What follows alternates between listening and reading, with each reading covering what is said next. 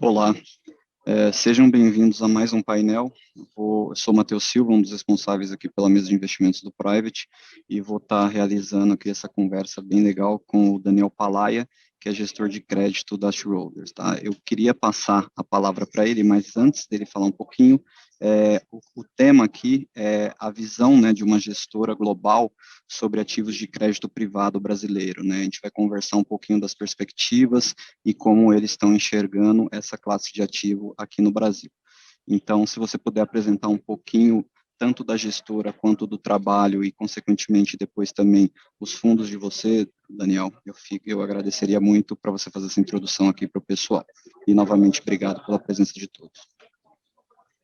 Boa tarde, Matheus. Boa tarde ao público. Obrigado pela oportunidade. Eu vou apresentar aqui a Schroders como gestora global, como gestora local, e falar um pouquinho da classe de crédito, como que ela está evoluindo no Brasil e quais são as perspectivas para os próximos meses. Passando um pouquinho pelos slides, para mostrar um pouco a potência que é a Schroders globalmente. A Schroders globalmente tem um total de ativos sob gestão de 785 bilhões de dólares ao redor do mundo, são mais de 5.500 funcionários.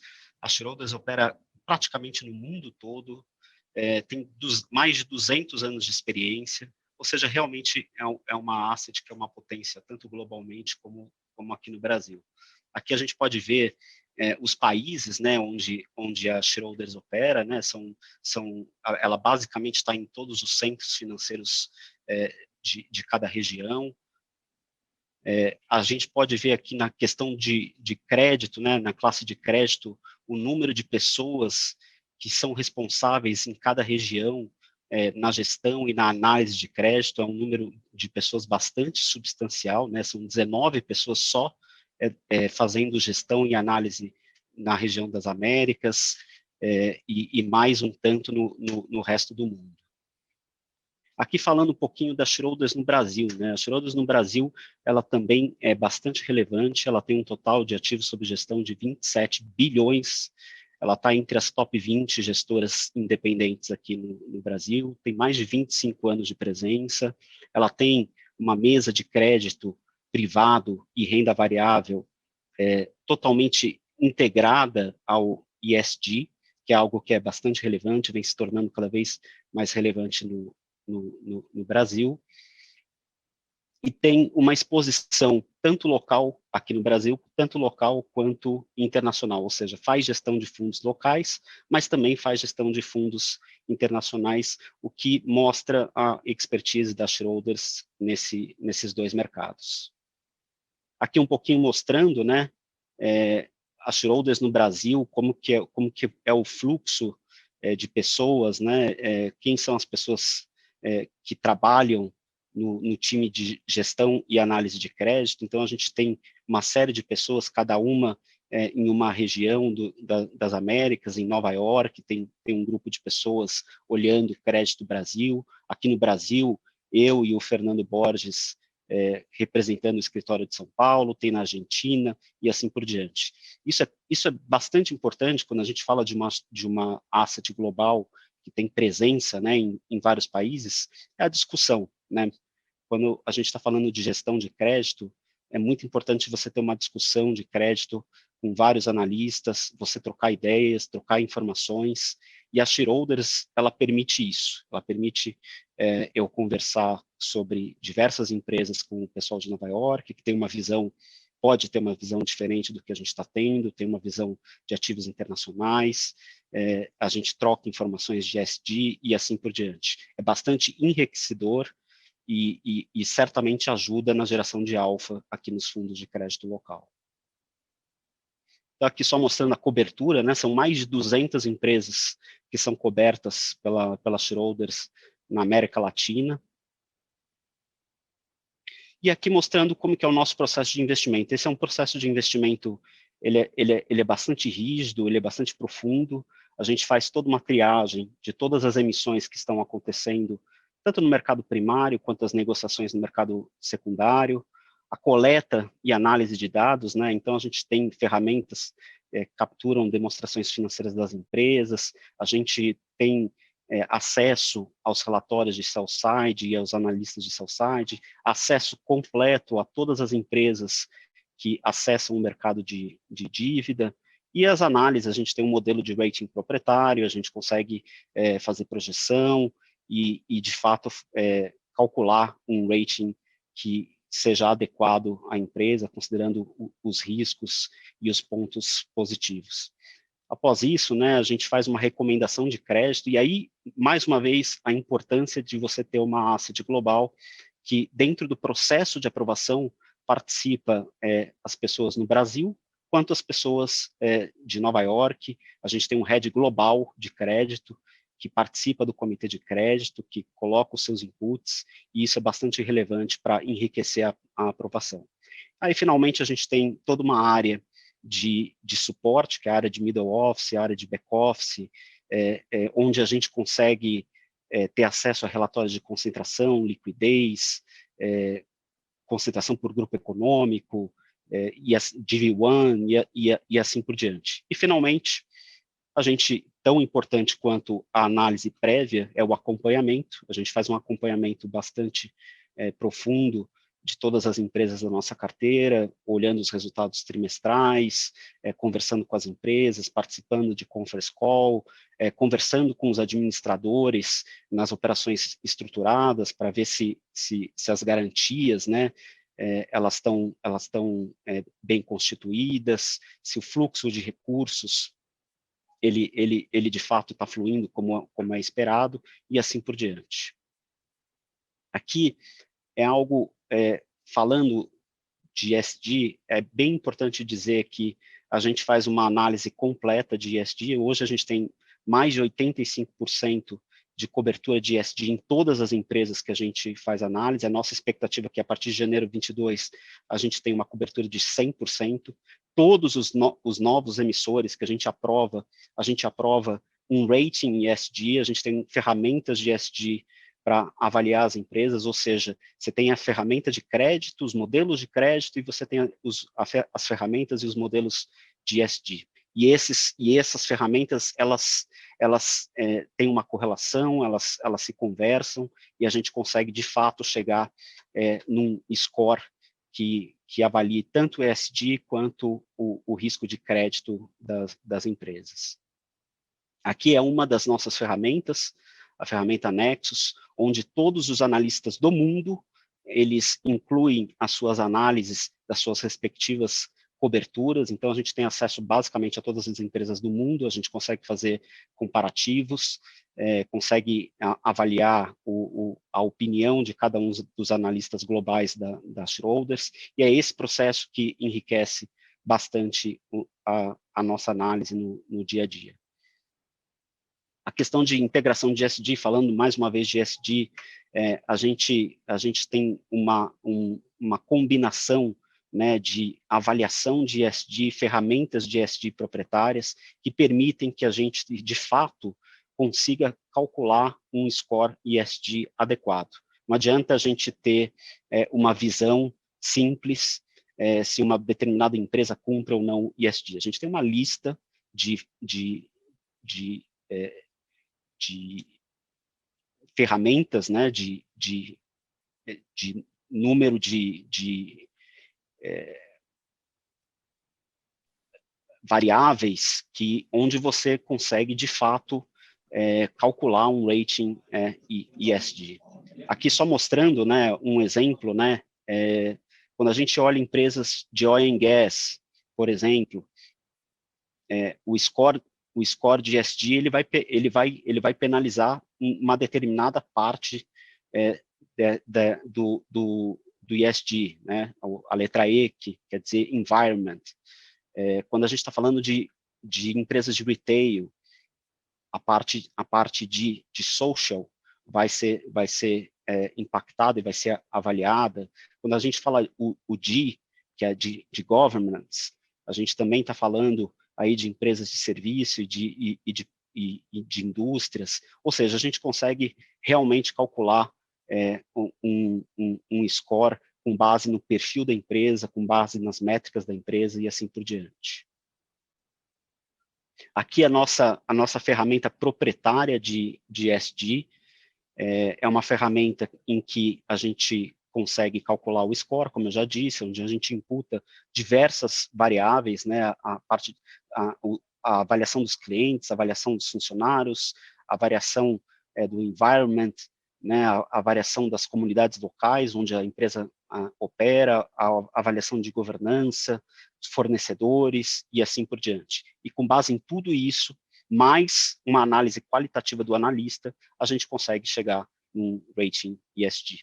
E aqui, finalmente, né, finalizando essa questão do ESG, o score do ESG define o quanto que a gente pode ter disposição à empresa. Quanto pior o score de ESG, menos exposição a gente pode ter. Então, esse gráfico ele ilustra, né, o quanto que a gente pode ter de exposição para cada nível de rating ESG. Falando dos nossos fundos de crédito, né, os fundos de crédito privado aqui na Schroders, no Brasil. A gente tem o fundo de maior liquidez, que é o fundo High Grade, que é D+1. Ele é um fundo bastante líquido, né? Hoje ele opera, aí a ideia é ele operar com 30% de caixa, mais 20% de ativos medium grade, quer dizer, são investment grade, mas estão numa banda inferior, e mais 50% de ativos high grade, né? A gente espera um spread médio, mais ou menos nos high grades, de 2%, medium grade de 3%, e aí uma composição de prazo de 10% até 5 anos e 5% acima de 5 anos para os high grades e assim por diante. Aqui mostrando a carteira de agosto, vocês podem perceber que mais de 80% da carteira ela está dentro dos ratings AA e AAA, ou seja, uma carteira bastante high grade, tem uma nota bastante alta do ponto de vista de crédito. É uma carteira que está hoje bastante líquida, o caixa hoje do fundo representa 41% do fundo, tem uma composição de debênture de 25%, LFs e assim por diante. A gente tem uma composição aqui, acho que essa é uma das nossas estratégias, que é ter uma composição de percentual de CDI e CDI+, mais ou menos semelhante, porque a gente está vendo aí uma abertura da curva pré, uma elevação acima do esperado da taxa Selic, e num cenário como esse, os papéis em percentual de CDI, eles tendem a ter uma performance melhor do que os papéis em CDI+. E é um pouco esse cenário que a gente está esperando, e é essa a nossa estratégia para frente, para a geração de alfa. E eu acho que, mostrando todo esse contexto global, tudo que eu falei, né, do que é a Schroders globalmente, todo o acesso de informação que a gente tem, toda a gestão que a gente faz no mercado local e no mercado internacional.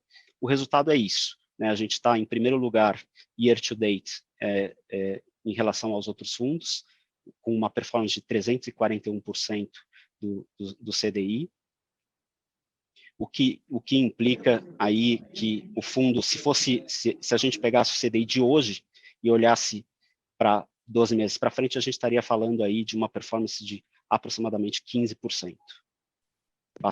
Uma performance bastante interessante para o cotista. Eu acho até legal pontuar, né, Daniel, que você acabou falando aí. Então, só para a gente sumarizar, né, toda essa robustez do processo de investimento, né, isso acaba se refletindo em performance, né, isso dá até um certo conforto na alocação, né, a gente vê que você tem tanto um histórico anterior, né, para contar que esse processo, ele tem dado certo, né, quanto uma perspectiva do que fazer daqui para frente, né, então acho que esse processo tem se tornado aí, tem se mostrado, né, em resultado, né, a gente vê em números, e acho que isso dá um conforto de alocação também para o investidor, de saber que tem uma casa, até com essa sinergia global que você mesmo comentou, que ajuda nesse processo, né, tanto de escolha de ativos, fazer o filtro de todas essas oportunidades, que eu creio que o mercado de crédito lá fora é muito mais desenvolvido, né, do que aqui no Brasil, então a gente acaba usando, né, um pouco dessa expertise, né, do investidor estrangeiro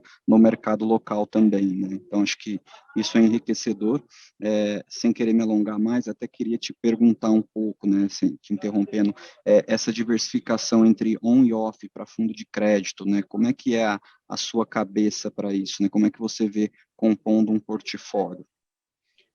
Eu acredito que isso é o futuro dos fundos de crédito aqui no Brasil. Cada vez mais você ter essa diversificação, é importante você ter essa diversificação em relação ao mercado local, e é importante você ter o acesso a outros papéis e outras estruturas que o mercado offshore ele permite. O mercado offshore é um mercado mais líquido, é um mercado onde o secundário é mais desenvolvido, onde você consegue fazer, de fato, uma liquidez, se necessário, maior do que no mercado local, ainda que o mercado local, a liquidez no secundário tenha evoluído aí nos últimos meses, ela ainda é menor do que no mercado offshore.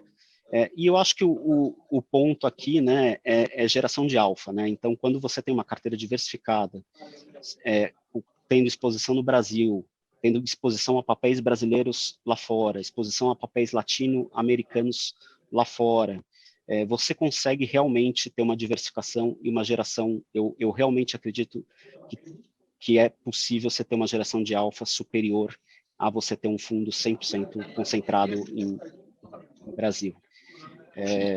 E tem um ponto importante, né? Em momentos em que o Brasil o cenário macro está piorando, em que a gente vê uma piora das métricas de crédito, mais uma vez a diversificação é importante, né? Então acho que isso ela traz um retorno maior, mas ao mesmo tempo é uma defesa importante para o portfólio em momentos de crise aqui no Brasil. Perfeito. Aqui mostrando o nosso fundo, talvez o nosso fundo mais high yield, né, que é o Premium D45. Então, esse é um fundo que ele é composto por 30% de papéis high grade, essa é o esperado, 50% de medium grade, e mais aí, são 30% de high yield, 50% de medium grade, e mais 5% de high grade. Então, aqui a gente realmente tem uma parcela mais relevante aí de high yield, a gente está falando aí de ratings double B, single B, com spread médio aí ao redor de CDI mais 5, e isso permite aí uma geração de alfa interessante para o fundo, não deixando de ter toda a preocupação do ponto de vista de análise de crédito, de acompanhamento de métricas e assim por diante.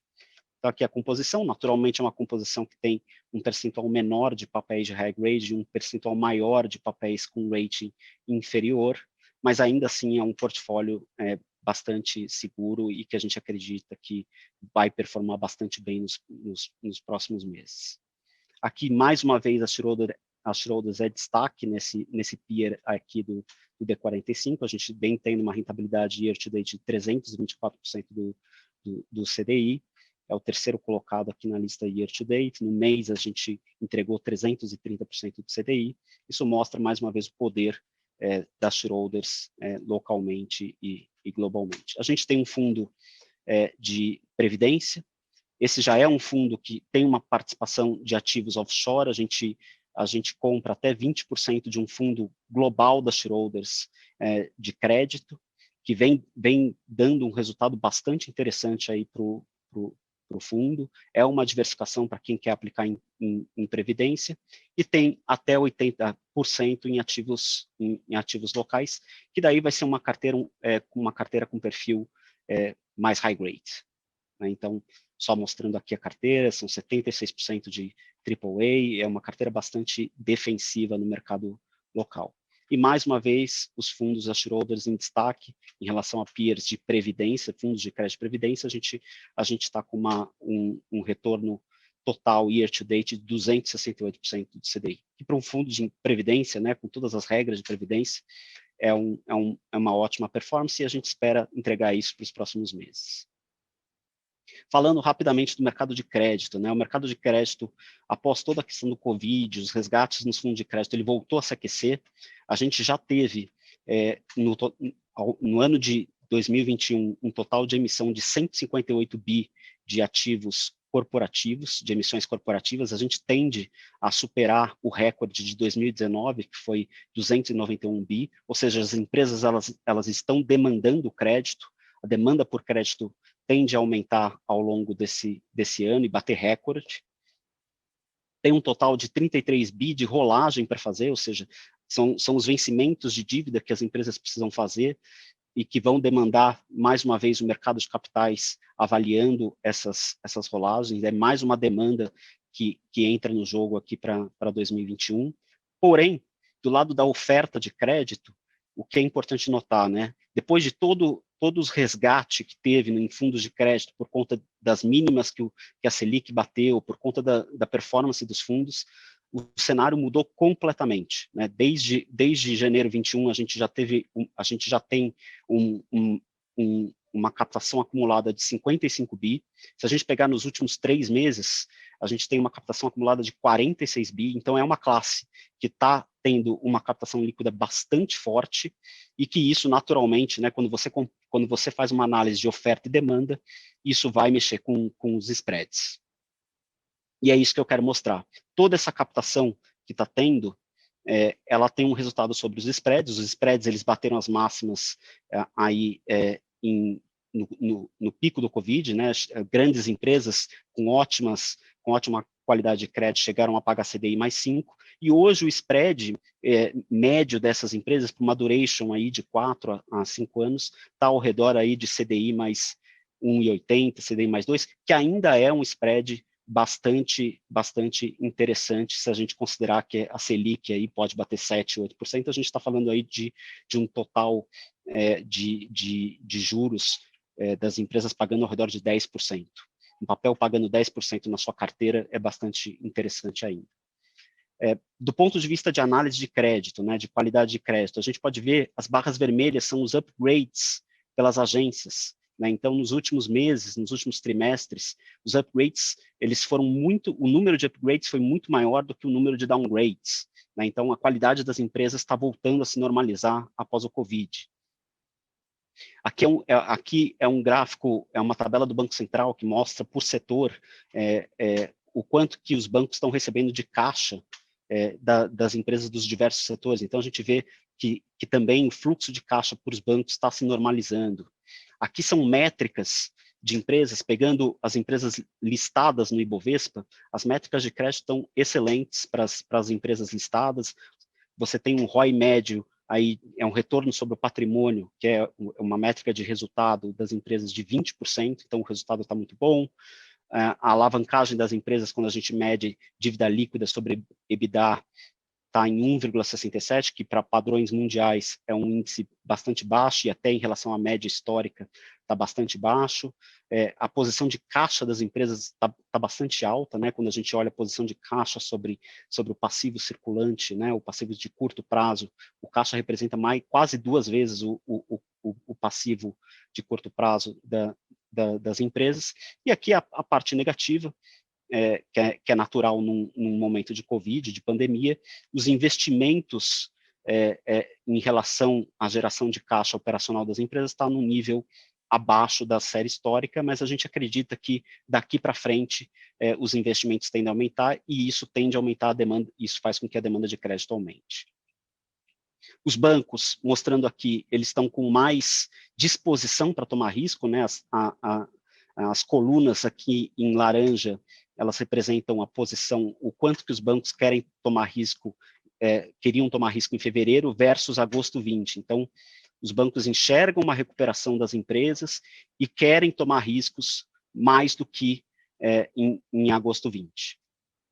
Aí, finalmente, mostrando a classe de crédito como um todo e comparando com outras classes de crédito, né? Pegando desde janeiro 20 até aqui agosto, quando a gente compara, por exemplo, o IDADI, que é o índice de crédito da Ambima, ele teve um retorno anualizado de 3,73%.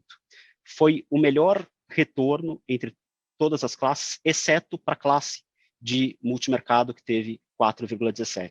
Só que a gente tem que lembrar que a classe de multimercado tem uma volatilidade muito maior do que a classe de crédito. Então, a classe de crédito ela foi melhor do que o Ibovespa, ela foi melhor do que a pré-2031, como uma proxy de pré de longo prazo, ela foi melhor do que o IMAB, que é o índice de inflação da Ambima do Tesouro, ela foi melhor do que o CDI, né? O CDI foi 2,77%, ou seja, é uma classe que, olhando para frente, ela tende a performar muito bem, dado os níveis de Selic. Acho que até você comentou, né, nesse cenário à frente, eu entendo que pelo cenário de vocês, a gente tem uma perspectiva muito boa, né, e até pegando esse gancho aí das empresas, né, a gente tem que o custo do dinheiro tem subido, né, a gente vê aí uma possível subida nos juros, né, o que vocês estão enxergando para esse momento à frente, né, tende a impactar o mercado de crédito, vocês acham que dá para capturar algum prêmio, como é que está a cabeça de vocês nesse sentido? Aqui, quem vai se beneficiar são as assets com estrutura para fazer análise, né? Então, realmente, um aumento da taxa de juros, por um lado, ele traz uma rentabilidade maior para os fundos, mas impacta a despesa financeira das empresas. Quem é mais impactado são as pequenas e médias empresas. As grandes empresas, como eu mostrei, né, que são as listadas no Ibovespa, estão com uma posição de caixa, uma posição de alavancagem muito saudável, e aqui acho que a conclusão é cuidado, tomar cuidado com as empresas menores, porque elas vão ter mais para frente um dispêndio de caixa bastante relevante para pagar juros. Isso faz com que diminua a capacidade de pagamento de serviço de dívida. Aqui, só mostrando o gráfico de negociação de liquidez no mercado secundário, ele evoluiu muito nos últimos anos, então hoje você consegue, de fato, fazer mais liquidez no mercado secundário, isso é ótimo para os fundos de crédito. E aqui, para finalizar, né, só para mostrar, a gente fez uma simulação nos últimos 12 meses do que seria uma composição de um fundo global, um fundo Latam da Schroders, mais um fundo local da Schroders. Esse fundo, ele com 50% de hedge, ele teria tido um retorno de 7,4%, versus um CDI de 2,4%, ou seja, um retorno aí de CDI mais 5%, líquido já de custos e etc., e um Sharpe, que mede a relação entre retorno e volatilidade, de 2,10. Só para o público que tá nos ouvindo, o Sharpe acima de 1 é raridade, né? Dificilmente um fundo ele consegue um Sharpe acima de 1. A gente está falando aqui de um Sharpe de 2.